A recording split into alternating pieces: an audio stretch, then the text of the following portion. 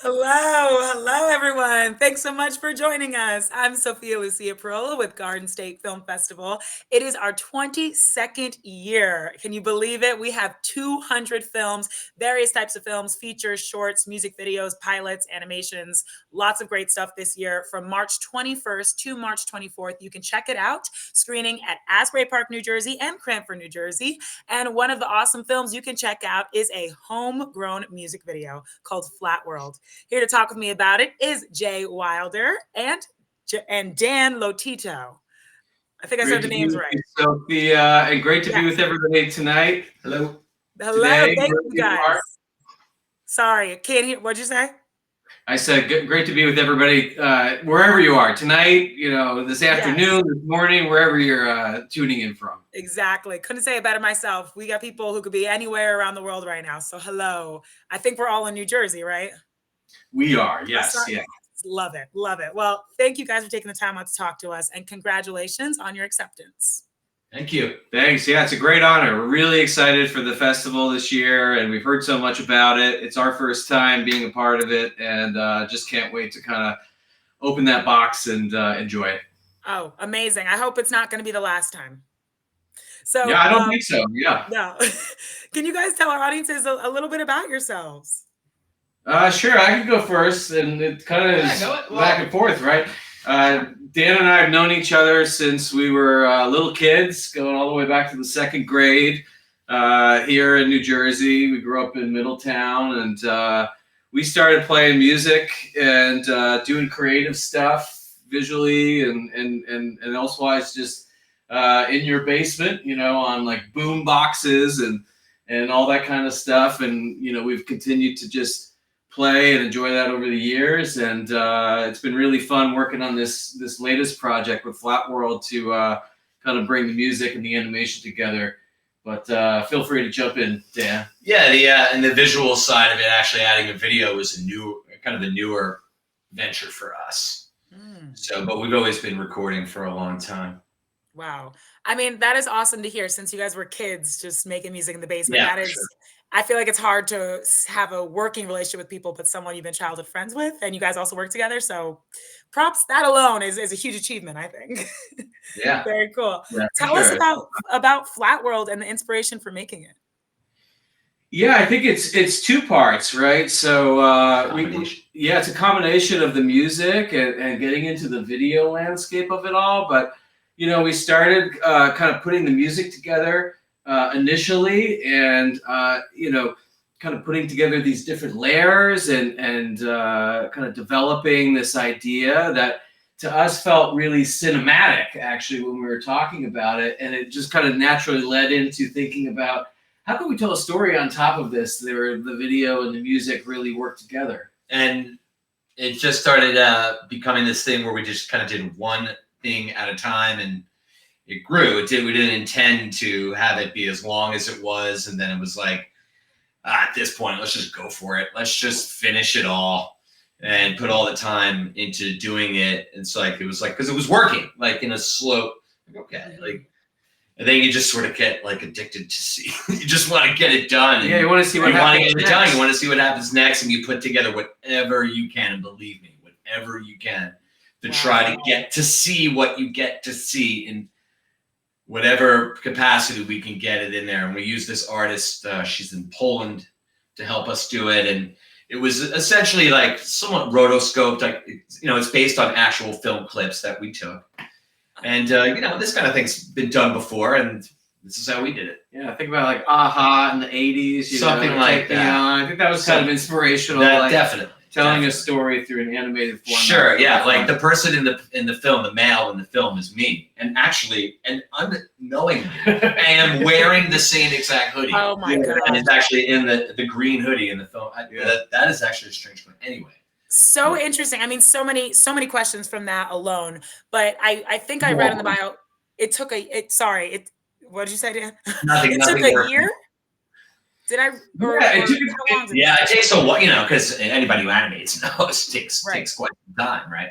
And you know, we weren't our only clients, and you know, you gotta sort of wait it out. And but it was like pretty much everything right on top of each other. Get it done. It was like stuff ready to go, and Yeah, right in this room, just it. kind of storyboarding out the next section and thinking through it. It's like, yeah, how do you take what's in your head, draw it, and then be like, okay, now how do you do it? And like, you just kind of put it together. What you can. So it's interesting hearing you guys say that you kind of DIY, very DIY. Right. But like little by little, it's like, oh, what more can I add? Did you picture what we're seeing at Garden State Film Festival when you guys first started this? Did you?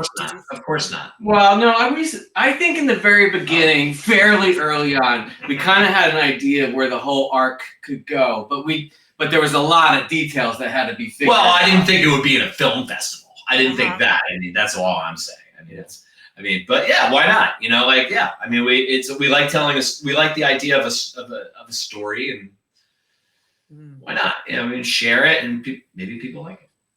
What came first? So it sounds like you guys started with music, but when it came to Flatworld, was it the music that came first, the visuals that came first? Yeah, the music was definitely first, and it was weird because it got the same kind of attention, like the way the film did. It was like, all right, put this here, put that there, and then.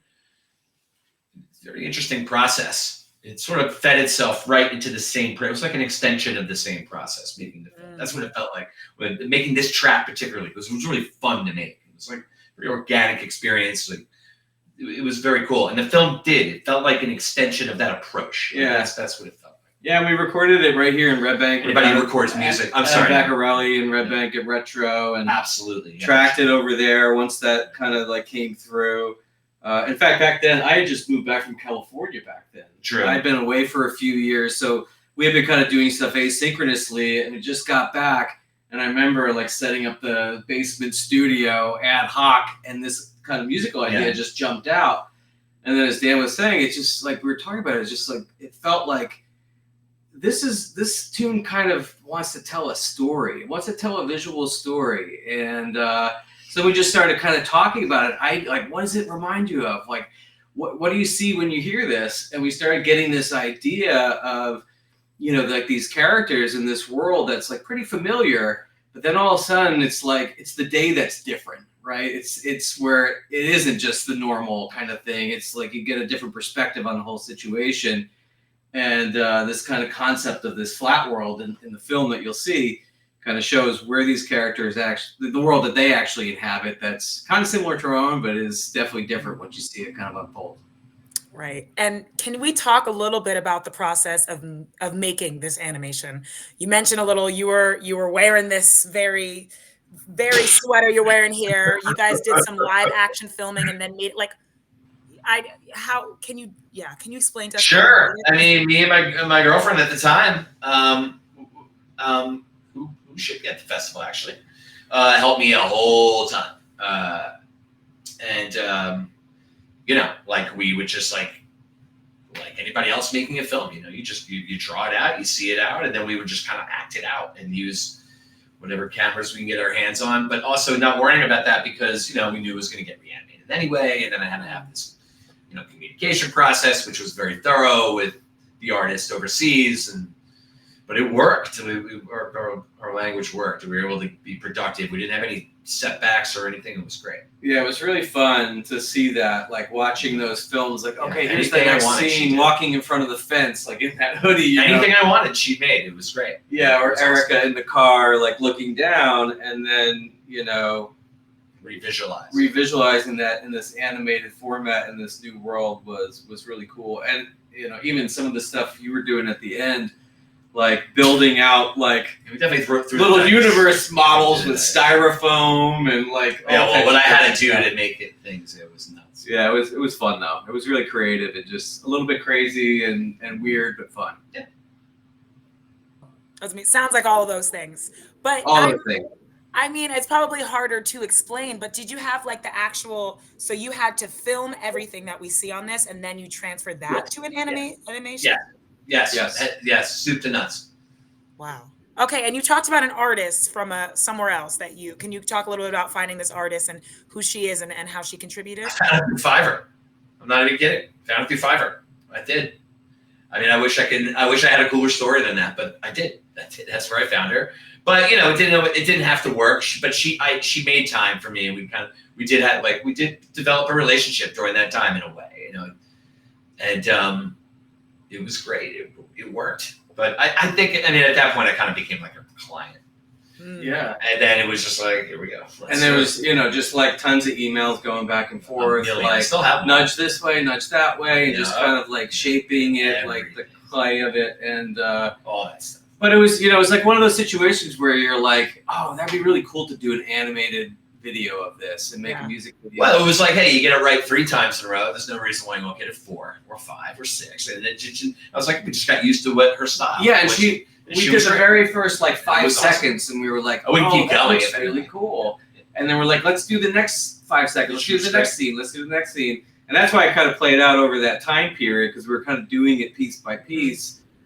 But it's like, for us being kind of coming from the musical, and we didn't necessarily know exactly how to bring it to film yet, and so we do what people do today, which is you search and you maybe go to Fiverr and you go find help, get whatever you can get, and it's fun, and you make new connections doing it. Absolutely. And so you guys, it's safe. I mean, you guys are artists. You've obviously been creating stuff for years since you were children. Is this the first time you've ever made something to this extent? Like, would you say this is your first kind of film, music, or first time bookending like a film is saying, you know what, this is it. This is the beginning of it. This is the end of it. This is done. Yeah, so we're kind of like the first time, like saying, all right, this is it. And then you go, first time-ish, pretty much first time. Yeah, but I've definitely got the bug for it now, because now as we're writing the next material and we're doing seems incomplete without it. You're thinking about it anyway. So we want to do more of it. Try to seek it. It doesn't necessarily have to be animated, but it's really fun to work in the visual medium coming from the music medium, because video music just fits so well together. Absolutely. And I love the animation too. I don't know if you guys you might have, I think it's called Intergalactic on Netflix, like the Kid Cudi animated film. And not that I got same vibes, but it just, I don't know, it kind of gave me the same, this is so much creative mediums all together in one. So I thought it was really cool, and I'd love to see more of your work. And speaking of, kind of continuing to make work and more projects after this, what have you learned making Flatworld that you'll take with you to the next project? Well, that's a great question.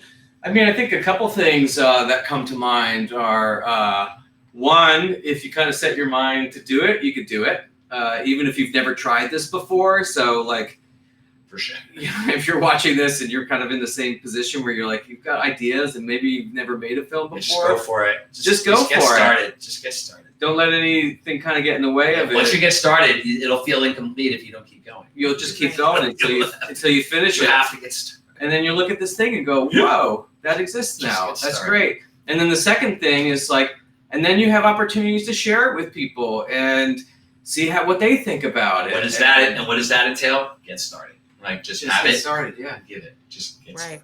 Do something. Absolutely. And I think Garden State Film Festival is a wonderful place to showcase this, not just because it's homegrown, but it really is a great place to see how audiences react, connect with other people, and just network. And I'm curious to hear what you guys think or what do you hope audiences get from watching Flatworld, if you have any hopes?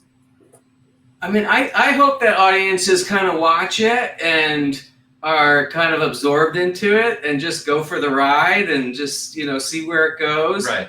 And maybe it hopefully leaves you either with kind of a cool thought or answer in your mind, or maybe just like something that lingers and is kind of like a question, like, interesting. You know, just something that kind of stays with you. I mean, if they want to throw flowers, we're fine with that too. I mean, that's okay. Those are two very, very low expectations. Just go for the okay ride. with that. If you're gonna throw tomatoes, I mean, just let me know ahead. Okay, if you're going to throw anything, flowers over tomatoes. You guys heard it here first.